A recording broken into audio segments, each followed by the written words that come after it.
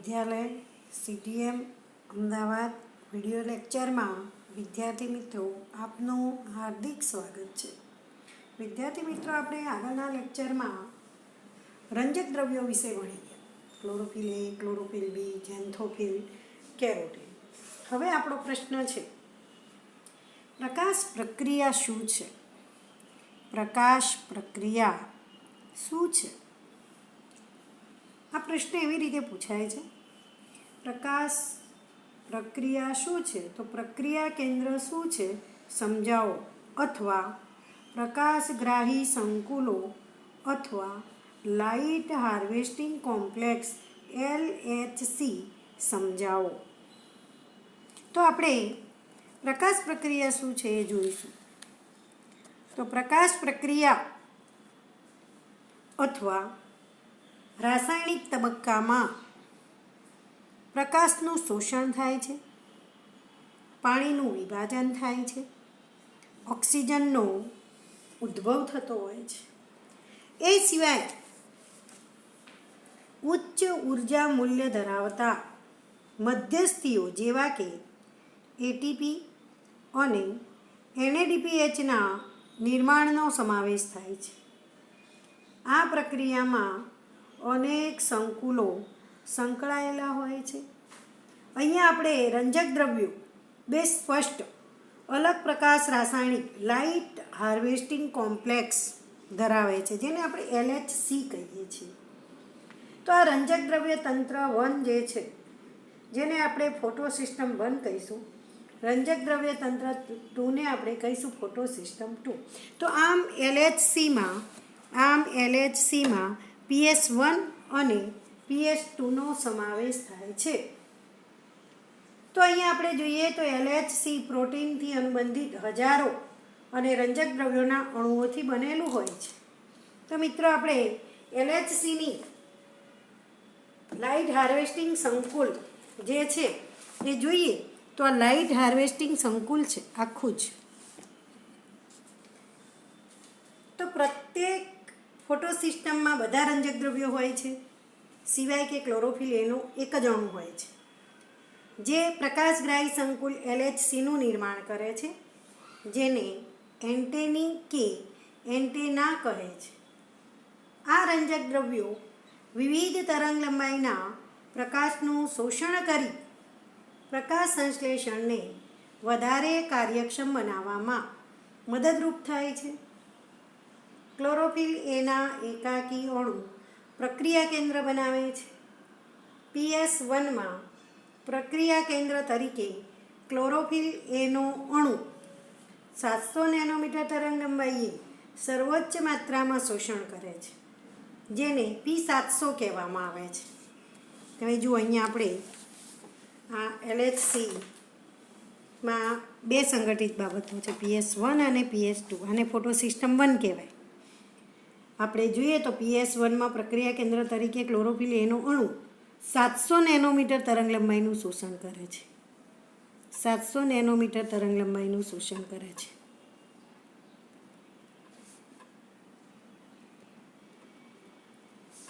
અને PS2 એ 680 nanometre તરંગલંબાઈનું શોષણ કરે છે. તો આને દર્શાવવો હોય તો આપણે P700 લખીશું, અને આને દર્શાવવો હોય તો આપણે P680 કહીશું. બરાબર, આ રીતે દર્શાવવામાં આવે છે. તો અહીંયા આપણે LHC સંકુલની વાત કરી. હવે આપણે ઇલેક્ટ્રોન પરિવહન અથવા પ્રકાશ પ્રક્રિયાની Z સ્કીમની વાત કરવાની છે. પ્રકાશ પ્રક્રિયાની Z સ્કીમની વાત કરવાની છે. તો આપણે જોઈએ પ્રકાશ પ્રક્રિયાની Z સ્કીમ.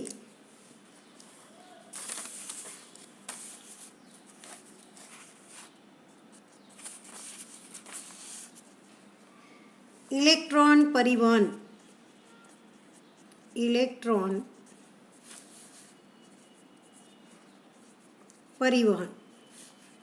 એની અંદર આપણે જોઈએ તો આપણો પ્રશ્ન છે,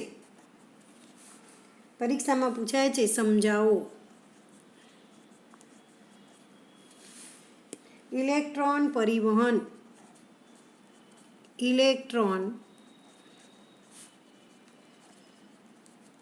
પરિવહન અથવા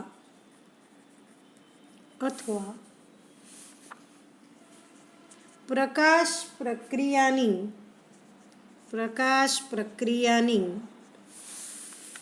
ઝેડ સ્કીમ વર્ણવો.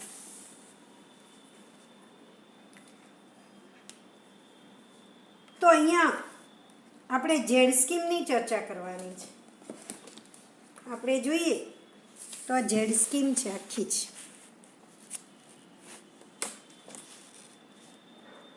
આ શું છે?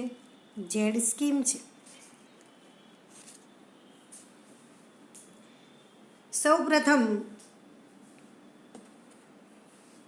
ફોટો સિસ્ટમ 2માં તો જો આ ફોટો સિસ્ટમ 2 છે. પ્રક્રિયા કેન્દ્રમાં આવેલા ક્લોરોફિલ એ અણુ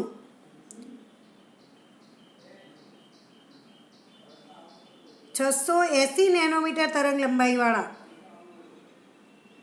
લાલ પ્રકાશનું શોષણ કરે છે. કયા પ્રકાશનું શોષણ કરે છે?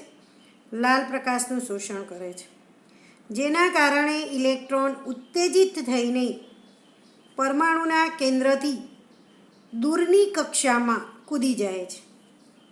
આ ઇલેક્ટ્રોન એક ઇલેક્ટ્રોન ગ્રાહી ગ્રહણ કરી લે છે. તમે જો અહીંયાથી આ ઇલેક્ટ્રોન ગ્રાહક તેને શું કરે છે? ગ્રહણ કરે છે. જે ઇલેક્ટ્રોનને ઇલેક્ટ્રોન ટ્રાન્સફર સિસ્ટમ એટલે કે આ જે છે એ ઇલેક્ટ્રોન ટ્રાન્સફર સિસ્ટમ છે, જેને ETS કહેવાય.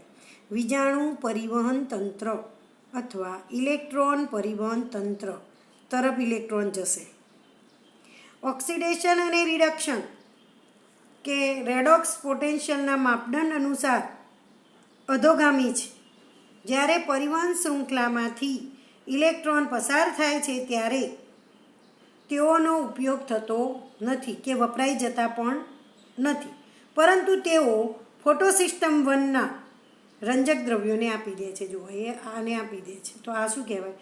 રંજક દ્રવ્ય તંત્ર 1 અથવા ફોટોસિસ્ટમ 1 એને આપી દીધું. તેની સાથે PS1ના પ્રક્રિયા કેન્દ્રમાં પણ ઇલેક્ટ્રોન લાલ પ્રકાશની કેટલી તરંગ લંબાઈ? 700 નેનોમીટર તરંગ લંબાઈનું શોષણ થવાથી ઉત્તેજિત થાય છે અને ઇલેક્ટ્રોન અન્ય ગ્રાહી અણુ તરફ સ્થળાંતરિત થાય છે, જેની રેડોક્સ વધારે છે.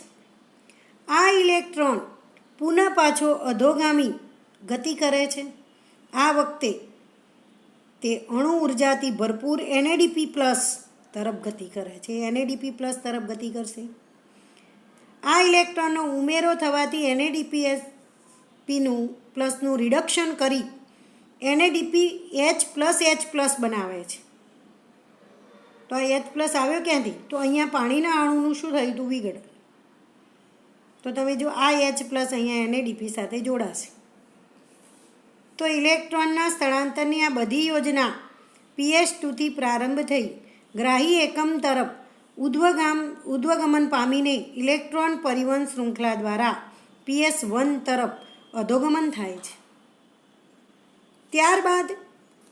ત્યારબાદ અન્ય ગ્રાહી એકમોમાં સ્થળાંતર પામી અને છેવટે NADPH તરફ અધોવહન પામી NADPનું રિડક્શન કરી NADPH+H+ બનાવવા સુધી થાય છે. આ બધી યોજના ઝેડ આકારની હોય છે, એટલા માટે તેને ઝેડ સ્કીમ કહે છે. આ આકાર ત્યારે બને છે જ્યારે બધા વાહકો એક જ રેડોક્સ ક્ષમતા માપદંડ પર ક્રમાનુસાર ગોઠવાય છે. તો આ પ્રક્રિયા દરમિયાન તમે જુઓ અહીંયા પાણીનું શું થતું હતું? વિભાજન. તો આપણે પાણીના વિભાજનની વાત કરીએ તો આ પ્રક્રિયા દરમિયાન પાણીના અણુનું વિભાજન થાય છે. પાણીના અણુનું શું થાય છે? વિભાજન થાય છે આ પ્રક્રિયા દરમિયાન. તો પ્રશ્ન પૂછાય છે, પાણીનું વિભાજન સમજાવો. વિભાજન સમજાવો. અથવા પાણીનું પ્રકાશ વિભાજન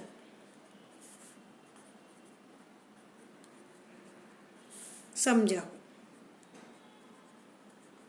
તો અહીંયા આપણે જોઈએ તો ઇલેક્ટ્રોન જે PS2માંથી નીકળે છે, આપણે આગળ જોયું PS2માંથી જે ઇલેક્ટ્રોન નીકળે છે તેમનું સ્થાન નિશ્ચિત રૂપે બીજા ઇલેક્ટ્રોન લે છે.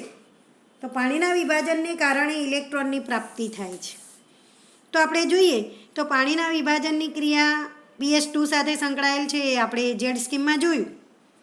તો અહીંયા પાણી H2O, તો H+ અને O અને ઇલેક્ટ્રોનમાં વિભાજન પામે છે. આપણે જોઈએ તો 2H2O gives 4H plus O2 plus 4 electron.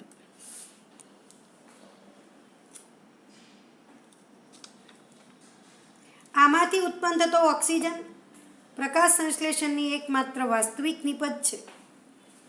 ઇલેક્ટ્રોન્સના જરૂરી સ્થાનફેર માટે ફોટોસિસ્ટમ 1માંથી દૂર થયેલ ઇલેક્ટ્રોન PS2 દ્વારા પૂરા પાડવામાં આવે છે.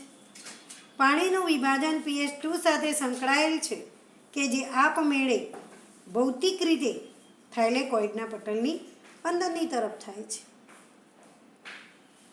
તો આપણે અહીંયા આ પાણીનું વિભાજન જોયું.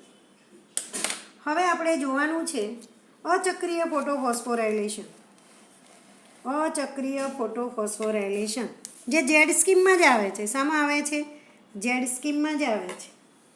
અચક્રીય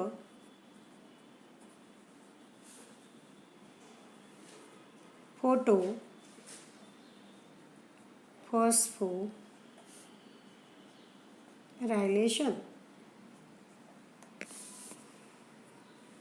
અચક્રીય ફોટોફોસ્ફોરાયલેશન. તો અહીંયા આપણે અચક્રીય ફોટોફોસ્ફોરાયલેશનની વાત કરી હતી. અચક્રીય ફોટોફોસ્ફોરાયલેશન આપણે ઝેડ સ્કીમમાં જ જોયું.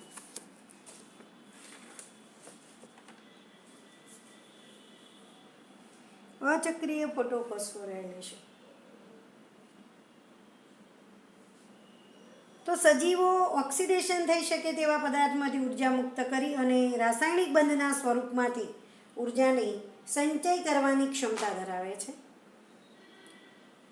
વિશિષ્ટ પદાર્થ જેવા કે એટીપીના ઉર્જાને પોતાનું રાસાયણિક બંધમાં જકડી રાખે છે. આપણે જોયું તો અહીંયા ટૂંકમાં આપણે જોઈએ તો અચક્રીય ફોટોફોસ્ફોરાયલેશન. તમે જો અહીંથી રંજક દ્રવ્ય 2 700 નેનોમીટર તરંગ લંબાઈ કે 680 તરંગ લંબાઈ એ શોષણ થયું. આ ઇલેક્ટ્રોન તમે જો આ માર્ગે ગયો, પોતાના મૂળ સ્થાને પાછો ફરતો નથી, એટલે આપણે આને શું કહીએ છીએ? અચક્રીય ફોટોફોસ્ફોરાયલેશન. તો અચક્રીય ફોટોફોસ્ફોરાયલેશનની આપણે વાત કરીએ તો સજીવો ઓક્સિડેશન પ્રેરક પદાર્થમાંથી ઉર્જા મુક્ત કરી અને તેને રાસાયણિક બંધના સ્વરૂપમાં તે ઉર્જાને સંચય કરવાની ક્ષમતા ધરાવે છે.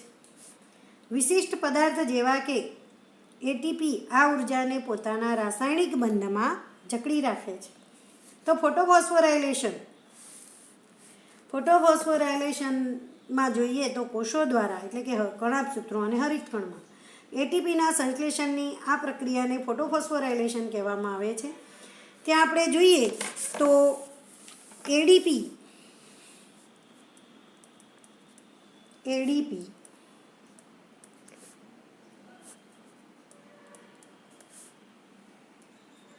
એટીપીનું નિર્માણ થાય છે.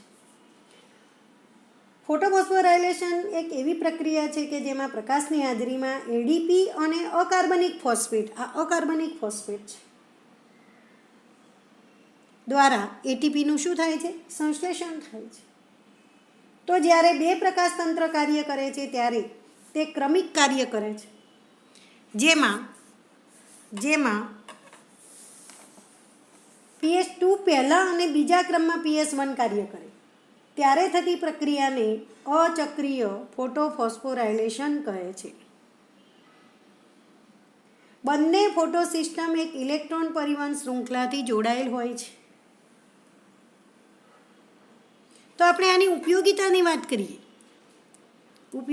આપણે વાત કરીએ તો એટીપી અને NADPH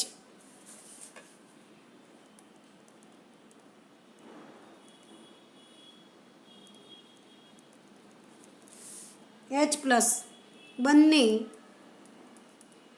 આવા પ્રકારના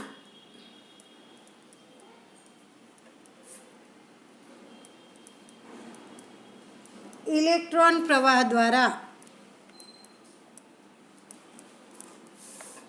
સંશ્લેષિત થાય છે.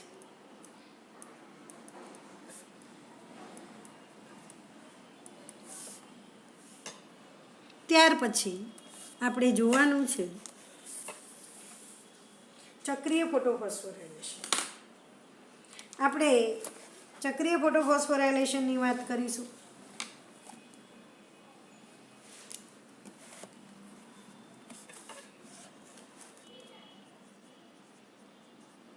ચક્રીય ફોટોફોસ્ફોરાયલેશન.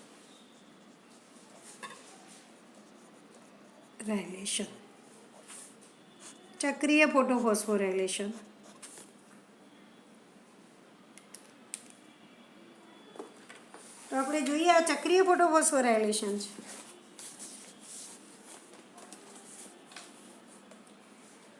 જ્યારે માત્ર PS1 ક્રિયાશીલ હોય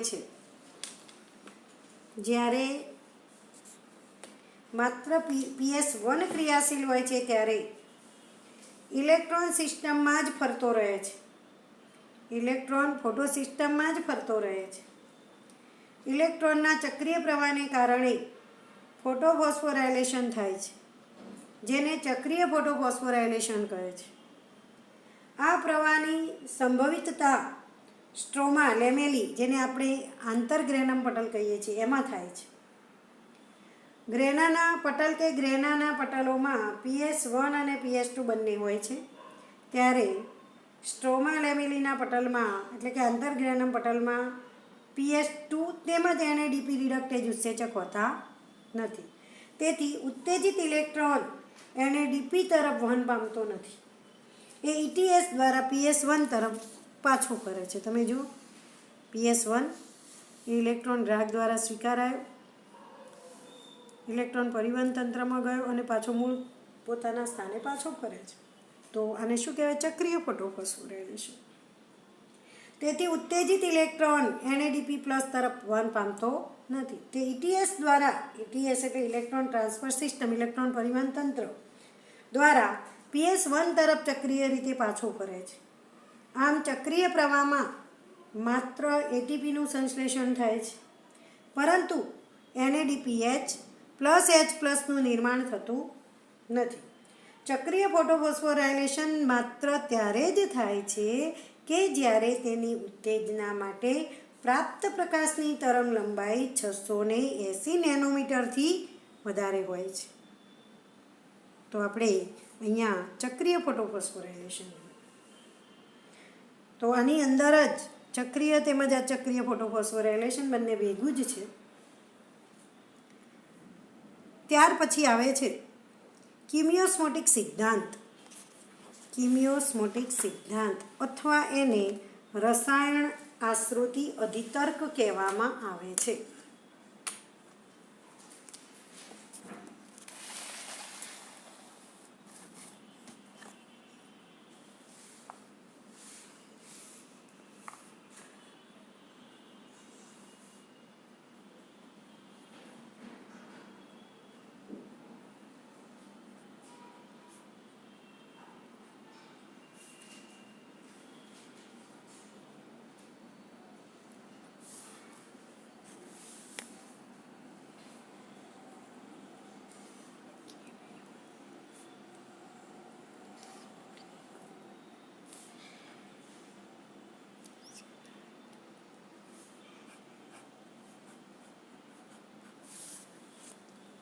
આપણે કિમિયોસ્મોટિક સિદ્ધાંત અથવા રસાયણ આશ્રિત અધિતર્ક જોવાનો છે. વાસ્તવિક રીતે એટીપીનું સંશ્લેષણ હરિતકણમાં કેવી રીતે થાય છે તે સમજવા માટે આ કિમિયોસ્મોટિક સિદ્ધાંત આપણને આપેલો છે. તો કેવી રીતે અહીંયા આપણે જોઈએ તો આ થાઇલેકોઇડ છે.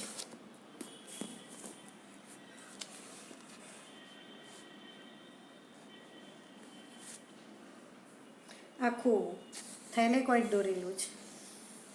એની અંદર આ PS2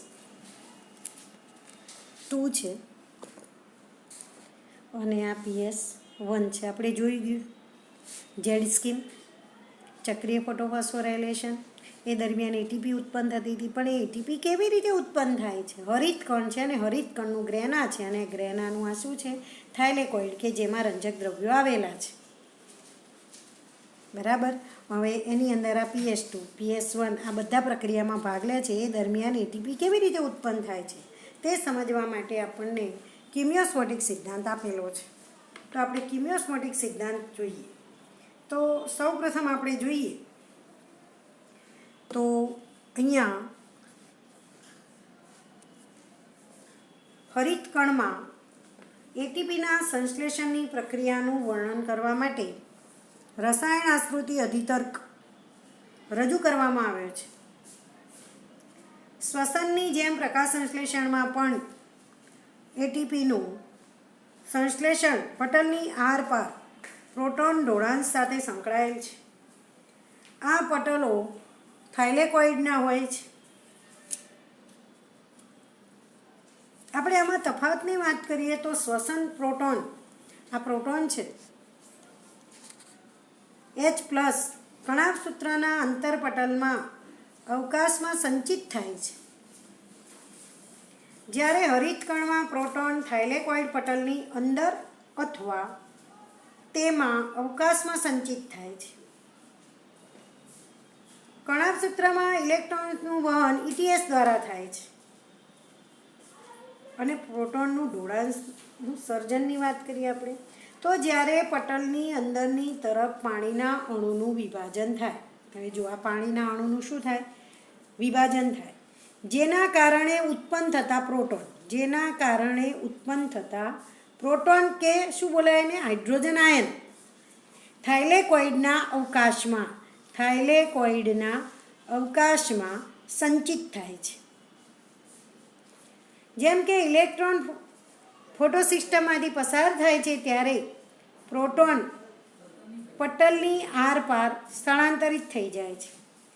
એવું એટલા માટે થાય છે કે ઇલેક્ટ્રોનનો પ્રાથમિક ગ્રાહક કે જે પટલની બહારની તરફ આવેલો છે તેના પોતાના ઇલેક્ટ્રોનને એક ઇલેક્ટ્રોન વાહક તરફ સ્થળાંતરિત કરતા નથી, પરંતુ હાઇડ્રોજન વાહક તરફ સ્થળાંતરિત કરે છે. આમ ઇલેક્ટ્રોન પ્રવાહના સમયે આ અણુ આધારકમાંથી એક પ્રોટોન લઈ જાય છે. જ્યારે આ અણુ પોતાના ઇલેક્ટ્રોન પટલની અંદર તરફ આવેલા ઇલેક્ટ્રોન વાહકને આપી દે છે ત્યારે પટલની અંદર તરફ અથવા પટલના અવકાશ તરફ પ્રોટોન મુક્ત થાય છે. NADPનું રિડક્શન થાય છે. તો NADP રિડક્ટેજ ઉત્સેચક પટલ તરફ હોય છે, એટલે કે બહારની તરફ સ્ટ્રોમા તરફ હોય છે. PS1ના ઇલેક્ટ્રોન ગ્રાહીમાંથી આવતા ઇલેક્ટ્રોનની સાથે સાથે આ પ્રોટોન NADPને NADPH+H+ માં રિડક્શન કરવા માટે આવશ્યક હોય છે. આ પ્રોટોન સ્ટ્રોમામાંથી પણ દૂર થાય છે. તો અહીંયા આપણે જોઈએ કે સ્ટ્રોમામાંથી દૂર થાય છે તો આ રીતે થશે ને, NADP + 2H+,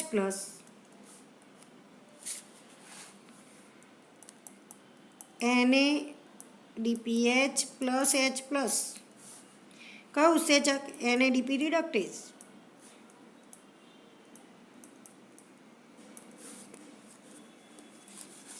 આમ હરિતકણના આધારકમાં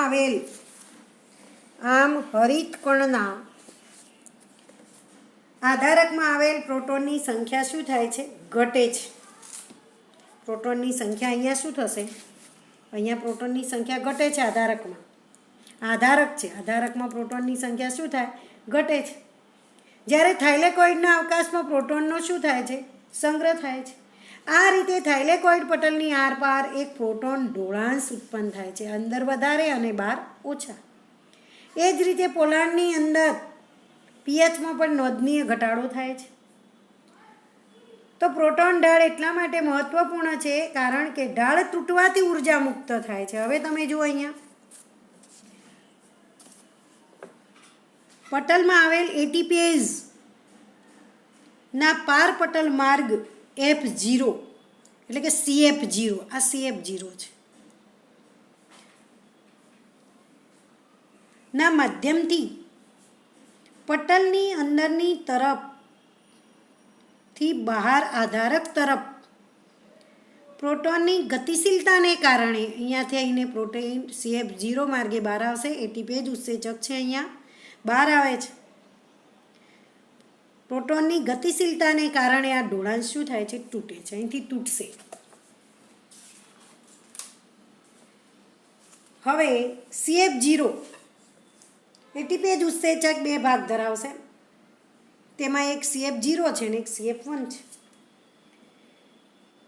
તેમાં એક CF0 કહેવાય છે જે પટલની અંદરની તરફ સ્થાપિત છે. આ પટલની અંદર સ્થાપિત હોય છે અને પાર પટલ માર્ગની રચના કરે છે. પાર પટલ માર્ગની રચના કરે છે જે પટલની આરપાર પ્રોટોનના બહારની તરફના પ્રસરણને અનુકૂળ બનાવે છે. હવે આપણે CF1 બીજો માર્ગ છે. તે થાઇલેકોઇડની બહારની સપાટી કે જે આધારકની તરફ ઉપસેલ સ્વરૂપે હોય છે.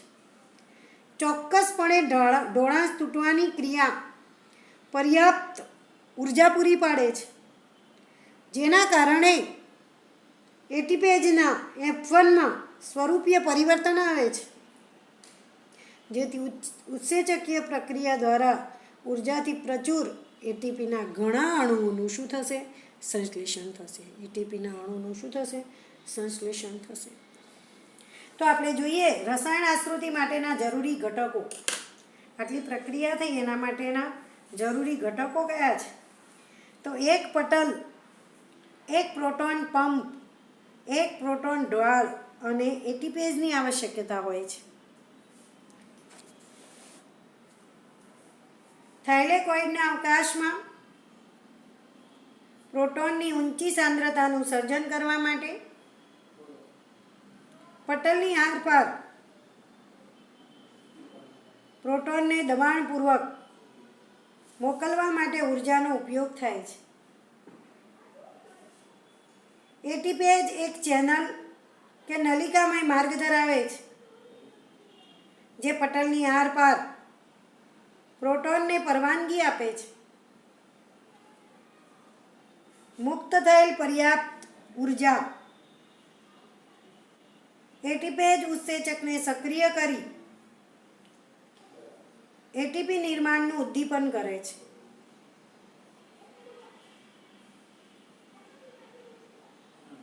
રસાયણ આશ્રુતિની આવશ્યકતા જોઈએ. ઇલેક્ટ્રોનની ગતિશીલતાથી ઉત્પન્ન થયેલ NADPHની સાથે સાથે એટીપી પણ આધારક અથવા સ્ટ્રોમામાં થતી જય સંશ્લેષણની પ્રક્રિયામાં તરત જ ઉપયોગમાં લેવાય છે,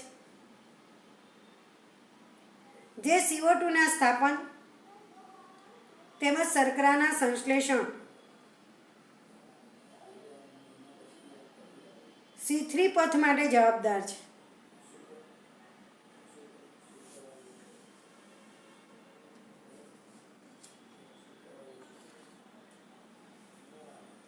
તો અહીંયા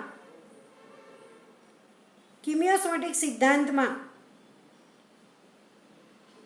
પ્રોટોન ઢોળાંશનું સર્જન, NADPનું રિડક્શન, એટીપેજ ઉત્સેચકની રચના, રસાયણ આશ્રુતિ માટેના જરૂરી ઘટકો, રસાયણ આશ્રુતિની આવશ્યકતા, આટલી બાબતો જરૂરી છે. બાકીનું આપણે આવતા લેક્ચરમાં જોઈશું મિત્રો.